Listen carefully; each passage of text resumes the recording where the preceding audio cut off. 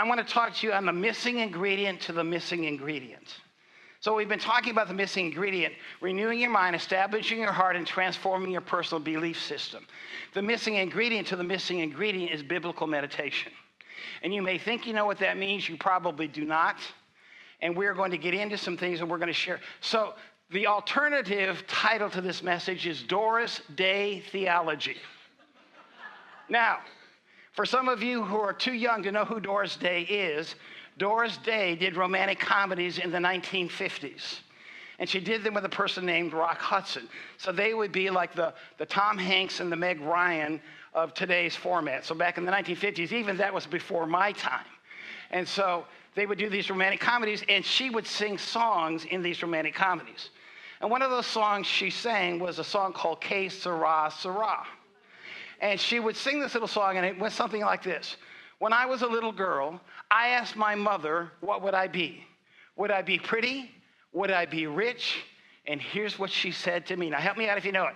Que sera, sera. Whatever will be, the future's not ours to see. Que sera, sera. Look at me. What a crock. What a crock. What absolute nonsense.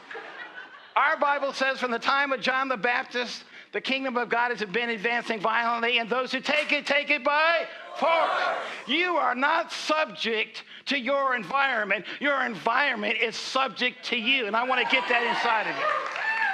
So it's so important. So I want you to see this. So there's a man by the name of Stephen Scott who wrote a book called Mentored by a Millionaire. And in that book, he says there are 4 kinds of people. And these 4 kinds of people, I don't think this is in your notes. It probably came from a different time. But let me give you these 4 kinds of people. So he said there are drifters. Drifters are people who just drift along in life. So they just take whatever comes their way and they drift and go along with it. And that's 50% of people.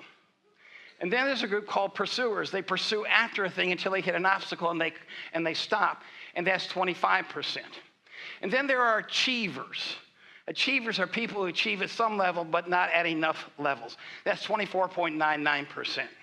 And then there are super achievers. And if your math is very good, you know that at least 0.01%. So Jesus said, I've come that you might have life and have it as a super achiever. And yet only 0.01% of people kind of fit into that category. Now, there's another man by the name of Martin Seligman. Martin Seligman is the most noted psychologist of our day from the University of Pennsylvania. He wrote a book called Learned Optimism. And in that book, he says that people have what he calls learned helplessness.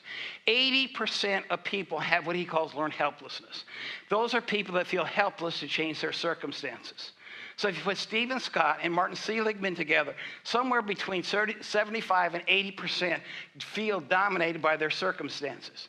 So what does that mean? So in this room, if that were true, somewhere around 80% of us would be just subjugating ourselves to our circumstances instead of dominating our circumstances.